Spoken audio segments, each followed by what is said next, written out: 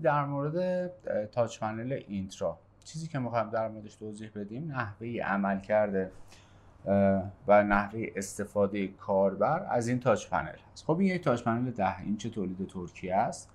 شرکت اینترا ترکیه نزدیک 10-15 ساله که تو بحث تولید تجهیزات خانه هوشمند و بالاخص این سری تاچ پنل ها تخصص دارن و سابقه خوبی هم دارن. تاچ پنل از لحاظ قیمت، کیفیت و متریال قابل قبولی داره و جزو برندهای خیلی خوبی هست که توی مارکت ایران میشه کار کردش. این تاچ پنل خب دو تا فایل کلی داره، یعنی دو تا شماتیک کلی داره که روی صفحه میبینیم. این حالتی که ما داریم میبینیم که یه اسکرین سیور وسط داره که این عکس ها قابل شخص سازی هستند و یک منوی سمت چپ. اصطلاحاً ما به این حالت میگیم تاچ پنل رو حالت کلاسیک هست. یه مدل دیگه پروگرام داره این تاچ پنل که رو حالت آی سویچ هست که نسل مدرن ترش هست که توی ویدیوی دیگه در مورد اون مدل آی تاچش هم صحبت میکنیم. یه توضیح راجع به این منوهای بالا و منوهای سمت چپ و این منوهای پایین اسکرین سیوری که روی این صفحه هست و این آیتمایی که این گوشه هست دونه دونه خدمتتون میگم. اینجا که خب لوگو رو داریم.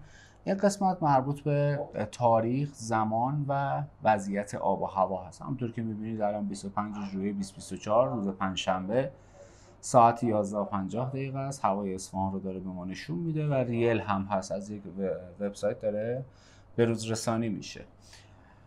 عرض کنم خدمت شما که تو قسمت هشدارها ما یه سری هشدار داریم که یه سری از این هشدارهایی که داریم میبینیم هشدارهایی هستن که مربوط به خود این پنلن. یه سری هشدارهایی هستن که میتونن از بیرون دریافت بکنن. هشدار مسیج، هشدار اناونسمنت، اینا هشدارهایی هستن که مربوط به سرویس‌های هتلی این تاچ پنل هست، یعنی رو سرویس‌های نرمالش استفاده نمیشه. و سرویس میسکالی که اینجا داریم میبینیم مربوط به بحث آیفون تصویریش هست و این بحثی هم که باز این قسمت اینوایسز، این قسمت این سه تا هشدار مربوط به قسمت هتلی این سیستم هستن که شما درخواست فاکتور میدین، درخواست پیامی دارید برای لابی من یا پیامی میخواید ارسال کنید یا پیامی دریافت میکنید و امثال هم که اینجا میتونید داشته باشید. فقط این قسمت میسکالش هست که توی فرمت مسمونی این تاچ پنل ها استفاده میشه. توی این قسمت میسکال شما میتونید وارد بشید و تماس‌های از دست رفته آیفون رو ببینید. در این حال عکس شخص هم که پشت در بوده تماس رو برای شما تماس رو گرفته هم داره، تاریخ و ساعتش هم نشون میده که این پنل از این ساعت این تاریخ این زنگ رو داشته حالا یا میس شده و نتونستین جوابش بدید. و تا زمانی که ما اینجا این میسکال ها رو میبینیم و اینجا داریمش که هیچ وقتی که کلیرش کنیم دیگه این علامت هشدار سبز میشه که یعنی شما هیچ هشدار جدیدی یا یک پیغام جدیدی ندارید.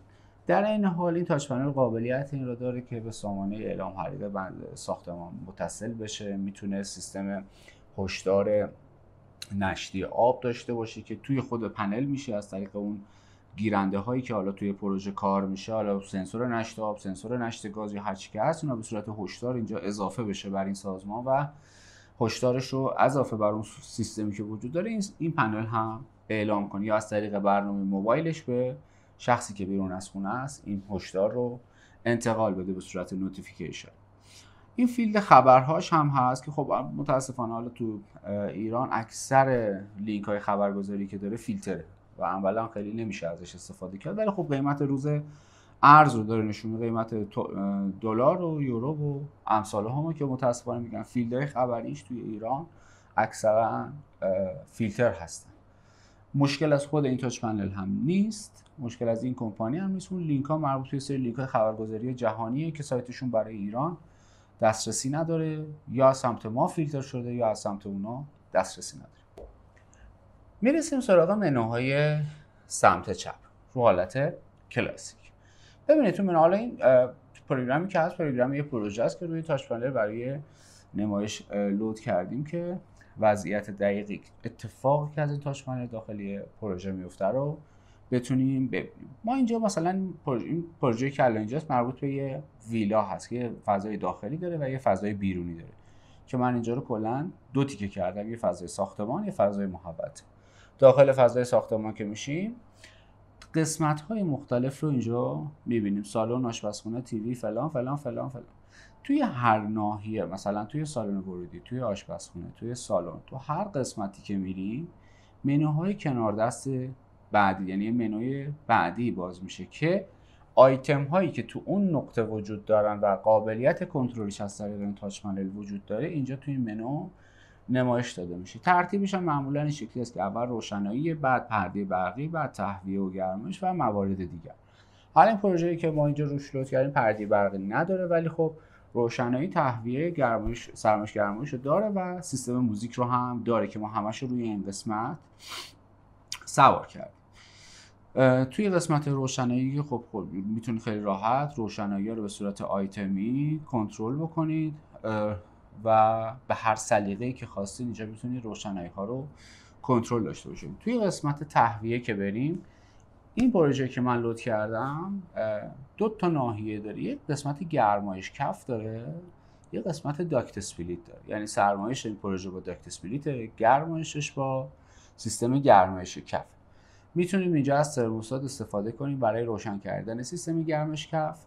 دمای محیط رو به ما نشون میده، میزان رطوبت هوا رو به ما نشون میده، ست پوینت دلخواهمون رو به سیستم اعمال میکنیم و بعد از اینکه ترموستاتی که حالا تو اون ناحیه وجود داره و این تاچ پنل داره کنترلش میکنه عملکردش رو انجام بده، فیدبکش رو اینجا به ما نشون میده. باز میگم که علت این که اینا داره صفر نشون داده میشه به خاطر اینکه این فایلی که روی این پنل هست فایل پروژه است و اینجا خب تو دفتر ما لود کردیم فقط برای ویدیوهای آموزشی.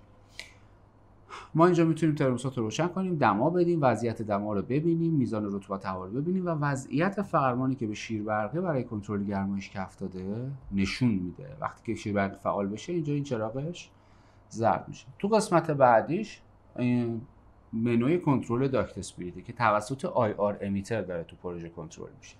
ما یه سری فرمانا رو طبق سلیقه کارفرما، دماهای مورد نیازی که داشتن که نیاز داشتن از طریق سیستم هوشمند به داکت اسپلیتشون فرمان بدن رو روی اینجا سوار کردیم. چند تا دما رو حالت سرمایش 18 20 22 24 26 و حالت گرمایش 26 24 و 28 درجه، گرمایش 30 درجه، حالت اتوماتیک که بین سرمایش گرمایش خودش سلکت میکنه که کی گرم کنه کی سرد کنه، حالت فقط فن و فرمان خاموش داکت اسپلیت.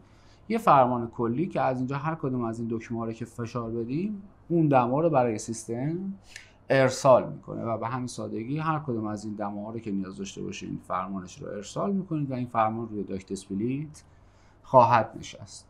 قسمت بعدی هم که داره، حالا تو این پروژه به درخواست کارفرما، چون پروژه بیرون از شهر بوده، درخواست داشتن که پریزاشون هم روی سیستم هوشمند داشته باشن. میتونن وقتی که از اونجا میان بیرون، برای اینکه حالا حواسشون نباشه چیزی تو برق نمونده باشه، اتفاق خاصی نیفته، اینجا میتونن خیلی راحت پریزاشون رو قطع یا وصل کنن. ما پریزا رو وصله و اینجا خیلی راحت میتونن پریزا رو بی برق کنن که خیالشون از بابت همه چیز راحت باشه. توی قسمت آشپزخونه هم دقیقاً همین منوها رو داریم، یعنی یه منوی روشنایی داریم، یه منوی گرمایش کف داریم و یه منوی داکت اسپلیت داریم. میریم سراغ قسمت موزیکش که خب این پروژه 3 ناحیه موزیک داره: موزیک داخلی، موزیک محوطه و موزیک آلاچیق که از اینجا میتونیم هر کدوم از این ناحیه ها رو فعال یا غیر فعالش بکنیم. توی تمام پروژه ها معمولا به همین سبک برنامه‌ریزی میشه، یعنی موزیک از یک منوی جداگانه برای کنترلش استفاده میشه. توی فضای محوطه که میشه فضای بیرونی، باز یه محوطه استخر دارن، یه محوطه باغ دارن و یه موتورخونه که از طریق این تاچ پنل و اپلیکیشن موبایلش فرمان برای موتورخانه هم میتونی ارسال بکنیم. من تو محوطه استخر خیلی راحت میتونن هر کدوم از روشنایی که لازم داشتن روشن بکنن، یا تو محوطه باغ حتی پریزهایی که توی محوطه حیات بیرون هم هست اونها هم قابلیت قطع دارن. یعنی توی این پروژه که الان هست اون پریزها هم قابلیت قطع دارن که از طریق این پنل میتونن پریزهای محوطه بیرونشون رو قطع یا وصل کنن. و فرمانهای موتورخونه است که میتونن برای سیستم گرمایش استخر، گرمایش جکوزی، پمپ‌های تصفیه، مشعل و هر چیزی که داخل موتورخونه هست ما فرمانش رو براشون گذاشتیم که بتونن ازش استفاده بکنن. تمام پروژه هایی که ما موتورخونه رو داریم به همین سبک از طریق سیستم KNX میتونیم فرمان فرمان ارسال کنیم برای موتورخانه، یا اینکه میشود موتورخانه رو حالا به یه روش دیگه هم کنترل کرد از طریق خود ماژولای مخصوص موتورخانه که خب اون یه داستان دیگه است و خارج از بحث این کلیپ و این محتواست. بریم سراغ بحث کنترل کلی. تو قسمت کنترل کلی هر چیزی که توی این قسمت منوی ساختمان، روشنایی، تهویه و موارد دیگر، هر چیزی که داشته باشیم اینجا از منوی کلی میتونیم همه رو روشن یا همه رو خاموش کنیم، همه رو با هم دسته فعال یا غیر فعال کنیم. با فرمانی که من اینجا بدم تمام روشنایی که به این تاچ پنل وصله رو همه رو با هم روشن یا همه رو با هم خاموش. تهویه هم همین سبک، موارد دیگر که حالا سیستم موزیکش روشون هست هم همین سبک، میتونن همه رو با هم روشن یا همه رو با هم خاموش بکنن. توی قسمت سناریوها ما معمولا توی پروژه یه سری سناریوها رو به صورت پیش‌فرض روی سیستم لود میکنیم که اون سناریوی مثل حالت ورود، حالت شب، ریلکسیشن، مهمان، خواب و خروج که اینجا شما میتونید سناریو رو با کلید اجرا کردن میتونید اون سناریو رو اجرا بکنید. این سناریوها قابلیت شخصی سازی هم دارن که میتونید به سلیقه خود کارفرما براشون شخصی سازی کنید. در عین حال میتوانید از طریق خود این تاچ پنل سناریو اضافه کنید. هر سناریویی که به دلخواه خودتون بود رو میتونید اضافه کنید. فقط کافیه از اون منوی سمت راست دکمه مثبت رو بزنید، اسم سناریو رو هر اسمی که خواستین براش سلکت بکنید، بعد بیاد اینجا میگه لطفاً دستگاه رو انتخاب کنید، روی دکمه مثبت بزنید، نوع عملکرد رو انتخاب میکنیم، میگیم سناریویی که من میخوام انجام بشه میخوام بره تو قسمت روشنایی ها و روشنایی ها رو برای ما معمولا توی پروژه وقتی که لود میکنیم با یه پسوندی اینا رو مشخص. اینه که با پسوند سال هست یعنی مربوط به سالونه، پسوند کیت مربوط به آشپزخونه است، تیوی مربوط به قسمت تیوی رومه، مستر روم ام آر و آردو اتاق دوم، پول استخر و یارد هم میشه حیاط. حالا هر چیزی که هست اینجا میتونیم انتخاب کنیم. مثلا من میگم آقا توی این سناریویی که من میخوام دستگاه اوپن یعنی اون قطعه رو برای من روشن بکنه. الان توی سناریوی من هالوژن سالن سمت پنجره روشن میشه. میتونم بیام دوباره توی قسمت سناریو انتخاب کنم روشنایی و بگم مثلا برو دیواری سمت تراس رو هم برای من خاموش بکن. بعد میتونیم حتی بریم تو قسمت تهویه و گرمایش بگیم آقا شما برو مثلا توی ترموستات گرمایش کف سالن و ترموستات گرمایش کف سالن رو روشن کن و بریم تو قسمت تهویه مثلا تو همون قسمت تیوی تنظیم دماش رو بزنیم و مثلا بگیم آقا ترموستات رو روشن کن و دمای 25 درجه رو بهش اعمال کن. یا اینکه بریم بگیم مثلا شما برو داکت اسپلیت رو برای من خاموش بکن. میریم اینجا تو قسمت فرمان 1 داکت اسپلیت فرمان 5 داکت اسپلیت آشپزخانه فرمان خاموش فرآیند اضافه میکن.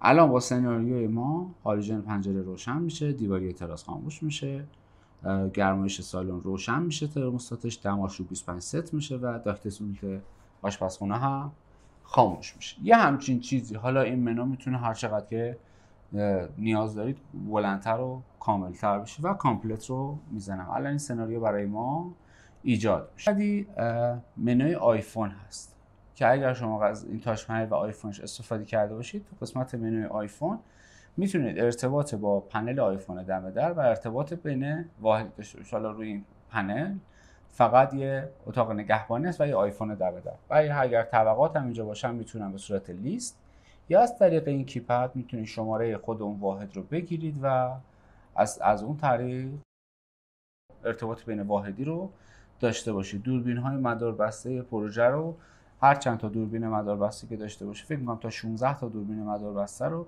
میتونیم روی این تاچ پنل براشون نمایش زنده داشته باشیم. اگر تو قسمت دوربین های ساختمان از مدل آی پی استفاده شده باشه اینجا میتونیم دسترسی دوربین ها رو برای نمایش زنده داشته باشیم. منوی تنظیمات آخر کار توضیحش میدم.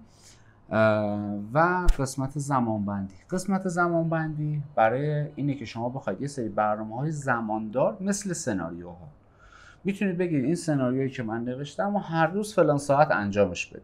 یا این کاری که من میخوام رو هر روز سر این حساب، مثلا آبیاری گل گیاهی دارین، به یه شیر برقی وصله، میگین آقا هر 3 روز یک بار این کارو برای من انجام بده. خیلی هم ساده است، شبیه سناریو نوشتن. اینجا میایم نام برنامه رو مثلا اسمش رو میذاریم برنامه حالا AV.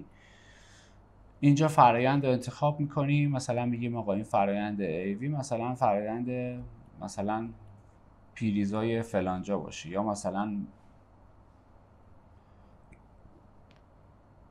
پمپ تصفیه استخر. مثلا من میخوام یه برنامه زمانبندی برای این داستان بنویسم، بگم پمپ تصفیه استخر روشن بشه و برم جلو. اینجا میتونیم هر چند تا دیوایسی که میخوایم با یک برنامه زمانبندی اد بکنیم. مثل سناریو میتونیم برنامه رو اد بکنیم، اینجا اضافه میکنیم، میگه از چه تاریخی تا چه تاریخی. مثلا این الان این برنامه زمانبندی 5 سال معتبره، از 2024 تا 2029 معتبره. دست خودتونه، میتونید تاریخش رو تنظیم بکنید که این برنامه چند روز انجام بشه.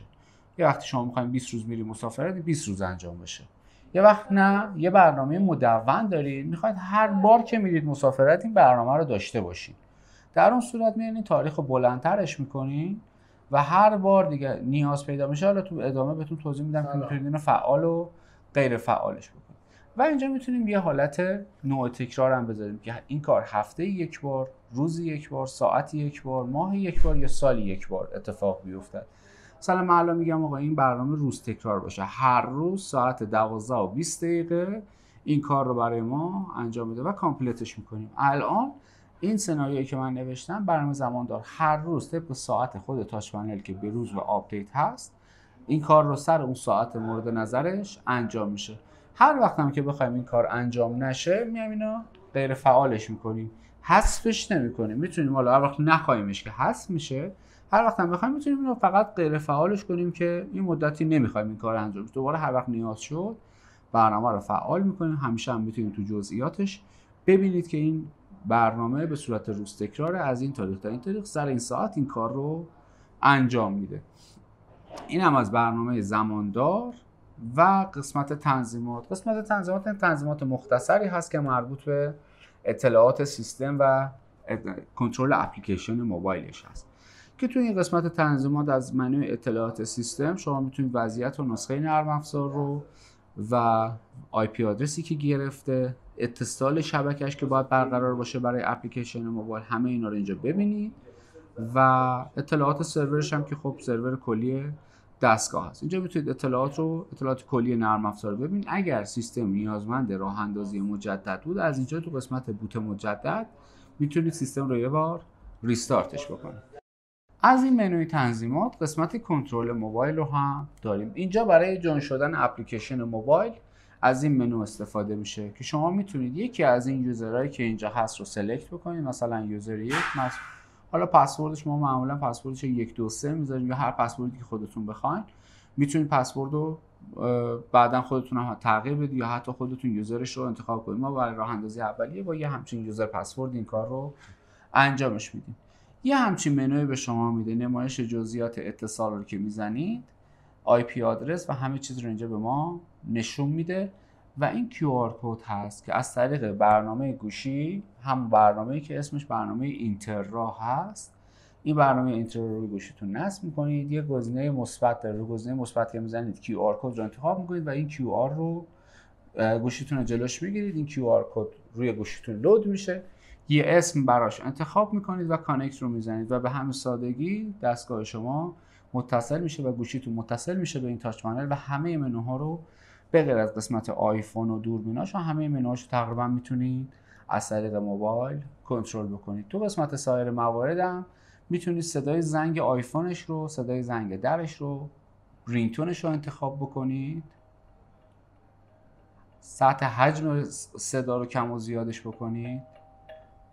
تو قسمت نمایش میتونید اسکرین سیور این دستگاه رو انتخاب کنید که به صورت ساعت دیجیتال، به صورت قاب عکس دیجیتال، به صورت ساعت آنالوگ یا به صورت صفحه سیاه میتونه انتخاب بشه. و میزان روشنایی صفحه‌ش هم میتونید انتخاب کنید که بعد از اینکه رو حالت اسکرین سیور میره روشنایی این صفحه چقدر باشه. وقتی مثلا توی اتاق یا وقت کسی میخواد بخوابه میتونه یه ذره روشنایی صفحه‌شو کم بکنید که موقع خواب آزارشون نده. کلیات زبان هست که اینجا میتونید زبان سیستم رو که معمولا ما روی فارسی میذاریم. بقیه این اطلاعات نیاز به کاری نیست. و اگر دزدگیر داشته باشین روی سیستم، اینجا میتونید از منوی هشدار پسورد سیستم دزدگیر رو تغییر بدید. ما معمولا وقتی سیستم دزدگیر راه اندازی میکنیم با پسورد 1 2 3 4 راه اندازیش میکنیم. بعد از اینکه همکارای ما کار رو به شما تحویل بدن، اینجا میتونید بیاید تو این قسمت سایر موارد هشدار و پسورد دزدگیرتون رو تغییر بدید به اون پسوردی که خودتون نیاز دارید. هر تغییری اگر سناریویی چیزی روی پنل تعریف کردید یا پسوردی رو عوض کردید برای اینکه اپ موبایلتون هم باهاش سینک بشه، فقط کافیه از منوی اپلیکیشن موبایل تو قسمت کانکشن اون کانکشن منزل رو یه بار ریکانکتش کنید، یعنی یه بار سلکت کنید، گزینه ریکانکت رو میزنید، دوباره خودش رو به روز رسانی میکنه و همه محتوایی که جدید انتخاب کردید روی گوشی براتون به روزش میکنه. این کلیات این تاچ پنل هست.